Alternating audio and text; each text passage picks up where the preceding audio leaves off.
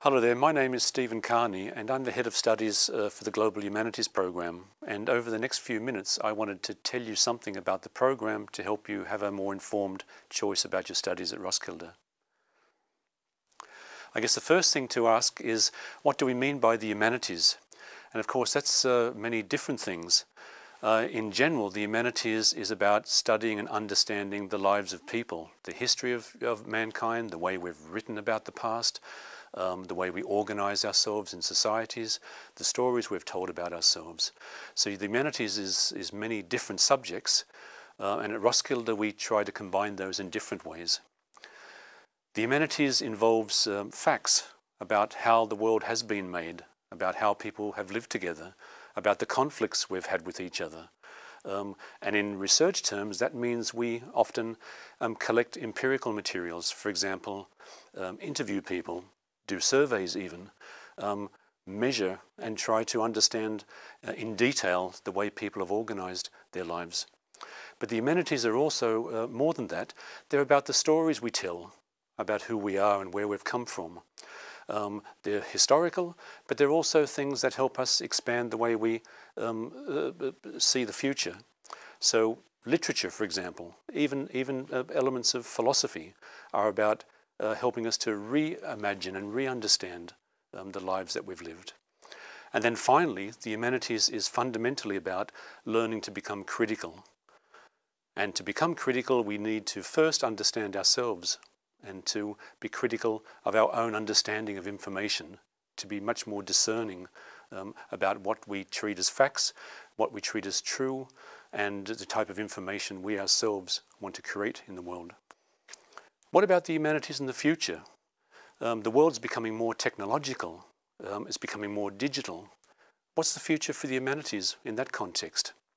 Many people are saying that the humanities have a limited future, but others are saying that the humanities have never been more important. At Roskilde University we have the concept of 21st century skills, and that's things like creativity, it's being curious, it's being able to work in groups and understand the needs of other people, to be a good team player but also a team leader. And more than anything else, it's about bringing together knowledge and problems to deal with uncertainty. All of those types of things are essential to the type of mind that is developed when studying the humanities. What about the humanities at Rook? Well, Rook is a very special and particular type of university. Not all universities have our approach to teaching and learning, and certainly not our approach to working with each other in project groups. The history of Rook is not that old, but approaching 50 years. And we were one of a small number of so-called reform universities in Europe in the early 70s. And we were particularly interested at that time in critiquing the way knowledge was produced in the traditional university sector. So part of Rook's mission has always been about critique and being critical. And that also means being critical of the type of knowledge production process that we ourselves are part of when we control and manage the flow of information into society. So Rook is not only critical about the world around it, it's also critical about our own processes in creating knowledge. Part of that critique means that we're very aware of the world around us. So much of the work at Rook is about doing research and teaching that will actually change and transform society. Of course, we also have research that is disinterested, studying history, for example, reading into deep background in literature and philosophy. But much of our project work in particular is aimed at real-life problems and in ways that we can do research to change the world. And part of being interested in changing the world is to realize that Rook, and in this case Denmark, is part of a much bigger worldview. So Rook is also interested in considering how our research connects to other research traditions around the world, other knowledge traditions around the world. And we're always interested in thinking about the skills that we produce in our students are relevant for other parts of the world and for other societies. So when you're doing project work at Rook, you're always thinking about a particular problem, but you're always thinking about what that may mean in a much broader context. The core of a Roskilde approach is project work. And project work at Roskilde is self-directed, which means that students themselves find the research problem, they organize themselves into research groups, they work with a supervisor, for example, someone like me, but they lead and direct and drive that research themselves. And that's a huge difference from many other universities. At Roskilde, right from your first semester, you will be in charge of deciding what you want to study and how you want to do that. Not only is it group-focused and self-directed, it's problem-focused, and that's a really critical part of the Roskilde tradition. At our university, we don't just look at research problems, areas of interest, we try to convert those into what we see as problem areas or problems. And by that I mean thinking about who is this issue significant for? Why is it a problem in society?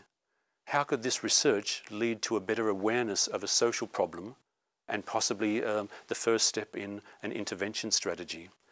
So our research is not only driven by students' interests, it's driven by a need to understand and try and engage in the world. And to do that, as part of that radical mission, we also try to work with what we call interdisciplinarity. And interdisciplinary studies means that we combine different disciplines to make something new. So it's not simply a case of, say, working with a psychological perspective and combining that with one from media studies or communication. It's trying to see the ways in which those two areas can lead to a new range of thoughts. So it's very important for us to help students work not only with different types of knowledge, but to make those knowledges their own into a third area. The humanities at Rook is shaped around 4 different traditions or approaches. And as I said at the beginning, there are many, many different sub-disciplines within the humanities. But we've tried to present those around 4 themes, which we feel provides a very grounded and broad understanding of the humanities. They are a focus on textual matters, text and sign, so media, text, the literary and so forth.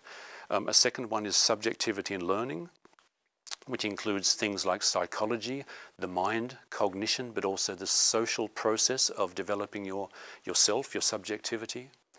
We have a strong historical and a cultural dimension, thinking that you can never study a person alone. You need to understand them in terms of time, history, context. And finally, but not least, we have a fundament around the notion of what is knowledge, what can we know, a so-called philosophical tradition. And we think that those 4 traditions or perspectives enable you to study any topic from a range of different perspectives. The point here is that there's never one approach to studying a problem. If you wanted to say, study, for example, racism in a school system and how racism is, for example, perpetuated or carried on by certain teacher and school attitudes towards minority groups. You could do that by looking at the textual record, education policies, for example. You could do it by interviewing young kids, interviewing teachers, interviewing parents. You could do it by looking at the history of the ideology behind the school system in that country. Or you could also look at it in philosophical terms, from what do we mean by an educated person? Who belongs in this society? What values do we carry? So there are many ways to look at the same problem, and that really depends on the interdisciplinary perspective that you bring to the problem. In the Global Humanities program, we have a range and a huge number of projects that students have done over the years, and there are many traditional or very popular themes at the moment. And I thought I'd run through some of those just to give you an idea of how we work with real problems. It's very popular at the moment in the wake of the Trump presidency and also right-wing political movements in Europe to think about the nature of political discourse. What do politicians say? Which words do they use?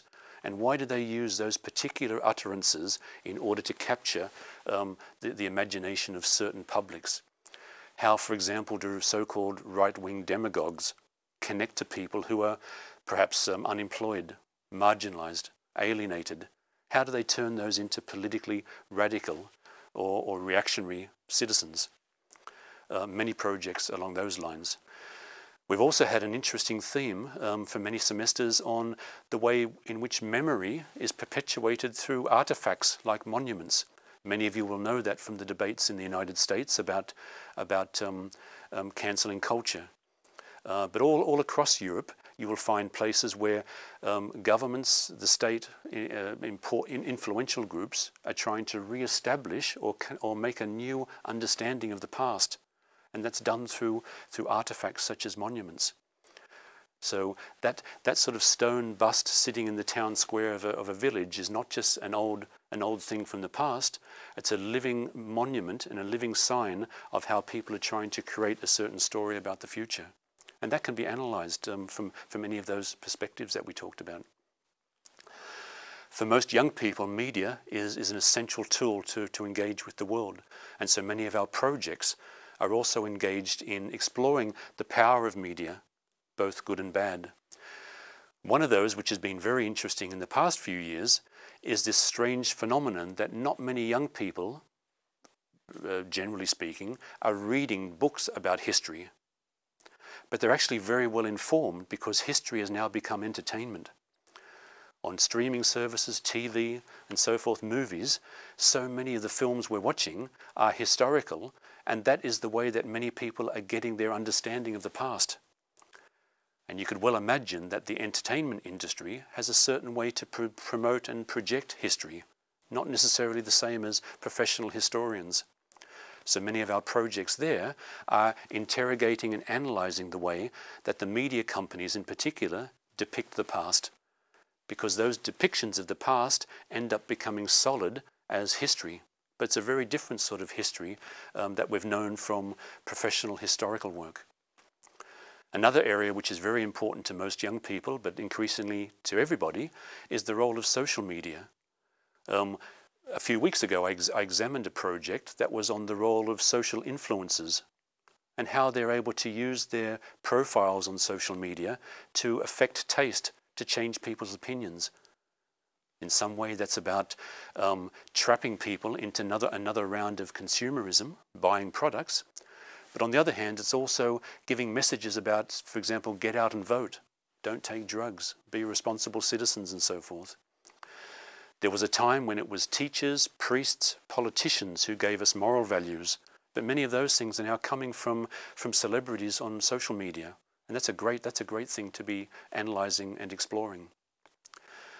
There's also a bigger question there connected to the role of media about artificial intelligence, CGI influences, for example. The world is increasingly blurring the boundaries between human beings like me and robots, who are often projected as being more value neutral, friendly, less judgmental. Many young people in surveys say they find it easier to talk to a robot than a person. That's an amazing phenomena in our age. We study things like that as well. Other examples that are especially important to our program concern the nature of non-Western or non-European, or you could say non-modern knowledge. We tend to think that our worldview in the West is a universal worldview, but we all know that the world as it's constructed now was based on the foundation of traditional and indigenous communities that have either been marginalized or exterminated. Increasingly, people are interested in alternative medicine, in alternative religion, in different understandings of spirituality. And these things can be explored by looking into the great traditions in indigenous knowledge cultures. So we've had many projects that have explored education, for example, in Hindu society, that have explored the use of traditional medicine in South America, that have explored the way that Eastern religion has now become a mainstream spiritual philosophy in the West, but of course with certain differences. We also know that many indigenous societies had cracked the problem about how one makes a sustainable society. Their approach to land use, to resource use, to social organization was something that lasted tens of thousands of years. And increasingly in the West, we're starting to look to those societies to get keys for how to live in the future. In my own country, Australia, we're starting to understand that indigenous communities knew how to manage the land, especially as global warming makes a continent like Australia much drier. we more than ever have the need to understand how the traditional landowners were able to manage that society and manage the resources. So we have many projects that sort of look into other traditions to try and understand better our own world. And of course, part of a global perspective is also to acknowledge that even in the modern world, there are many different ways to create music, to create stories, to live together, to celebrate, to have love, joy. And so part of our interest also is exploring literature from different perspectives. That could be English language literature and how that's received in other parts of the world. It may also be so-called Southern literature and how that's received in the West. So we're very interested in the notion of comparing literatures across the world and also exploring what gets lost in translation. Because we've all read books, we've all seen TV programs in a third language. But we often think that we've got a seamless understanding of what was meant by those authors. But of course, language is the thing that mediates all human understanding. And when things transfer across languages, things are added, things are lost. So we've had many projects that have explored media and literature as it's gone across boundaries. And finally, we live in an age where the future of politics is uncertain. At the moment, we're seeing a lot of energy around Me Too movements, about Black Lives Matter. There was a huge turnout for the vote in America recently. So some people are saying that the future of politics is looking much more secure than it was. But on the other hand, we also have a rise in right-wing movements that are anti-democratic. There's a paradox built in there that they're using democratic processes to close down democratic voice. And so we've explored many projects both in Europe, even in Denmark, and other parts of the world that have explored the new dynamics of politics and how politicians use the media, create subjectivities, rewrite history, twist words in order to pursue much more narrow, perhaps anti-democratic political agendas. So all of those types of projects give you a sense of just what's at stake when you study the humanities in a global perspective, but just how broad that is. And because Rook encourages you to make your own projects, as head of studies, I'm extremely interested in people coming with their own experiences. That may be language experiences in other countries. It may be having lived in other countries, worked in other countries, been in relationships with people from other societies. All of those things are valuable material when we try to think about humanities problems in a global perspective. So I really encourage students to come to Roskilde with their own histories and biographies and to build those into their teaching, into the teaching courses, but also into their project work. I talked a little earlier about the future of the humanities. And of course, that was in very broad terms. We talk about that as 21st century skills. Some theorists in the business world are talking about the need for soft skills in a hard world. Right? As we go more into technology and digitalization, quantification, big data and so forth, these things require technical skills, but the management of that requires soft skills. And as I mentioned earlier, empathy, teamwork, understanding, creativity, flexibility. You need those things to manage hard data. In the future, we can imagine students moving into a range of possible careers. Some of them are listed here. All of these areas are growing. None of them are fixed. Many employment analysts are saying that the traditional jobs of the past will start disappearing because of automation and digitalization. The things that just can't disappear are managing people, managing uncertainty, inventing connections. And they're exactly the sorts of things, the soft skills that we develop here. So we're pretty confident that doing an education here, perhaps building on that with a very tailored master program, will prepare you for a huge range of potential working futures. I mentioned that project work is important at Rook, but it's not only that. You'll see on the slide here that 50% of your studies are going to be in projects. That means that half of every semester you will be in a project group with other students. And 50% of your assessment and of your final degree will be based on having done project groups. So it's a big part of your study. But alongside that, we give you courses so that you're able to support your understanding as it grows doing project work. Of course, it's not enough from first semester onwards just to do projects. You need to get some background in literary theory, in textual analysis, in understanding the history of psychology and of subjectivity, in getting some philosophical principles, some historical analysis tools. So we have courses both at the basis level in your first 18 months, but also through your bachelor phase, another year, where you'll develop a foundation in subject areas like international studies, like communication and so forth. And those courses dovetail into your projects just when you need that knowledge to build up more deeper project work understanding. In our program, those courses have a particular flavour.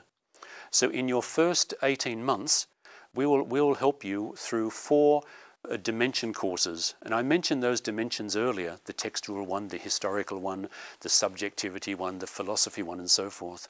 They're not just dimensions, they're also courses. So each semester, in your first 3 semesters, you'll be doing courses that give you this academic foundation to explore a problem from a particular perspective. So that means in first semester you may do a project about the rise of right-wing politics. And alongside that, you could do a course called Text and Sign, which will give you skills in analysing text, analysing political discourse. Alongside those 4 dimension courses, we also have 4 progression courses, and they're a different type of thing. A progression course is something that helps you come further with the skills of project work, not subject knowledge in a foundational area. So for example, in the first semester, the progression is project management. Right, so as soon as you start at Rook, you'll be doing proper academic studies, but we'll also be teaching you how to do a project, how to manage a team, how to develop a problem, how to develop research questions, how to do a literature search, how to prepare a theory chapter, how to work with your data, and so forth. In the second semester, we extend that and give you a full course in methodology, so you can understand not only techniques, how to interview, how to do a focus interview, how to observe, how to read a document, and so forth, but we also get you to think about what are some of the philosophical assumptions behind asking certain types of research questions, because no research question is value neutral. It's always coming with some assumption built into it. So our methodology course is a combination of technique, but also philosophy of science. Our third progression course is very much unique to our program because we're looking at theory in a global context. So many of you will not have thought about the notion of Western theory, Northern theory. You may not have thought of something called Southern epistemologies. And I mentioned a little bit about that with Indigenous knowledge. For example, many Indigenous knowledge systems are based on different understandings of the subject, of time, of place. And we try to let you understand that the Western intellectual canon or tradition is one way to see the world. Through process of colonialization and globalization, it's become the dominant one, but there are others. And our final progression course is right in your your 6th semester when you're doing your bachelor project, your final thesis. And that project, importantly, that progression course is going to help you present this academic work to a broader audience. So that course is run by specialists from our media and communication area, and they will help you convert what is a large academic text into different sorts of much more user-friendly outputs. For example, they'll teach you how to turn your project into a 1-page report, maybe into a media blurb, maybe into a 2-minute video. Because one of the biggest democratic challenges we have is making sure that intellectuals are able to be part of society. Not that they just sit in universities doing academic work, that they're able to share that with a broader audience. So as part of our commitment to 21st century skills, we see it as essential that students can do good academic work, but also give that to society, so that society can make judgments about what is needed in intellectual terms from universities.